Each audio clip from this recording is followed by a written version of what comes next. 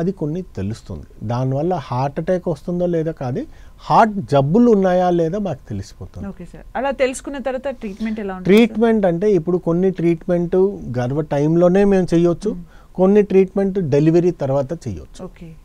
Once అంటే ఒకసారి operation కానీ దేనికైనా చేస్తే అది లైఫ్ లాంగ్ అలా ఉంటుందా? సేఫే. కొన్ని ఆపరేషన్స్ ఉన్నాయి, లైక్ ఫర్ ఎగ్జాంపుల్ హార్ట్లో హోల్స్ ఉన్నాయి, ఇవన్నీ ఒక్కసారి మీరు లైఫ్లో చేస్తే ఇంకా లైఫ్ లాంగ్ ఇంకేం పట్టించుకోకలే. కొన్ని కంజెనిటల్ సైనోటిక్ హార్ట్ డిసీజ్ ఉంటాయి, అంటే ఇంప్యూర్ బ్లడ్ ప్యూర్ బ్లడ్ కలిసిపోతుంది, అట్లాంటివి కొన్ని పర్మనెంట్గా ఉంటాయి. ఈవెన్ కొన్ని డిసీజెస్ ఉంటాయి, complex congenital cyanotic heart disease అంటారు.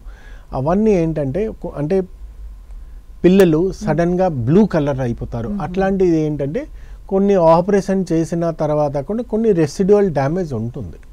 Okay sir. అంటే ఇప్పుడు చిన్నపిల్లలకి ఏ ఏజ్ నుంచి ఈ స్క్రీనింగ్స్ చేయిస్తే బాగుంటుంది? స్క్రీనింగ్ ఈవెన్ ప్రీ నెటల్ అంటే గర్భ టైంలోనే 20 వీక్స్ తర్వాత ఎప్పుడైనా మీరు చేసుకోవచ్చు. సో 20 వీక్స్ టైంలోనే మీరు ప్రీ నెటల్ చెకప్ చేయించుకొని దాని ప్రకారం తెలుసుకోవచ్చు. ఇంకా పిల్లలు పుట్టిన తర్వాత ఫ్రమ్ డే 1 నుంచి ఈవెన్ విత్ ఇన్ 6 months లోపల మీరు చేయించుకుంటే దాంట్లో కొన్ని రేరెస్ట్ డిసీజ్ ఉంటాయి, కానీ మీకు తెలిసిపోతుంది, ఖచ్చితంగా తెలిసిపోతుంది. Okay sir. అంటే ఏజ్తో సంబంధం లేకుండా అందరు ఇవన్నీ చేయించుకుంటే బెటర్ అని చెప్తారా?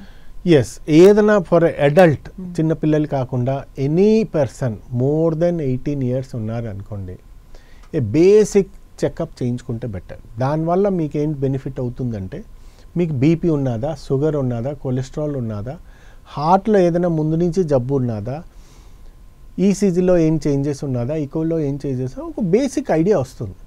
సపోజ్ మీకు ఒక బార్డర్ లైన్లో ఉన్నది అనుకోండి, డాక్టర్ సజెస్ట్ చేస్తారు మీకు ప్రికాషన్స్ ఏంటి, how to prevent heart attack, ఫర్దర్లో ఏంటి, అది మీకు తెలుస్తుంది. సో ఇవన్నీ నేను రిస్క్ ఫ్యాక్టర్ ఏదైతే చెప్పానో దీనికి ప్రివెన్షన్ కూడా మీరు కరెక్ట్ చేసుకోవచ్చు. ఫర్ ఎగ్జాంపుల్ మీరు సపోజ్ జంక్ ఫుడ్స్ తీస్తున్నారు, జంక్ ఫుడ్ బంద్ చేయాలి ఖచ్చితంగా. దానికి స్విగ్గీ అవని, జొమాటో అవని, any junk food, fast food 100% damage హార్ట్కి వస్తుంది. సరే occasionally once in a month అవని, ట్వైస్ ఇన్ ఏ మంత్ అంటే ఓకే, బట్ వీక్లీ 5 days మేము జంక్ ఫుడ్ తింటున్నాం అంటే definitely it is bad. Not only to heart, even to the liver అవని, స్టొమక్ అవని, అన్నిటికీ బ్యాడ్. ఏం తీసుకోవాలి? More vegetable, more salads, more protein diet. ఇవన్నీ మీరు తీసుకుంటే వెజిటేబుల్స్ అవన్నీ, ఫ్రూట్స్, మోర్ ఫ్రూట్స్ తీసుకున్నారనుకోండి, always it is good to health. So ఇది స్మోకింగ్ డెఫినెట్లీ బంద్ చేసుకోవాలి. Third, minimum 45 minutes per day exercise చేయాలి.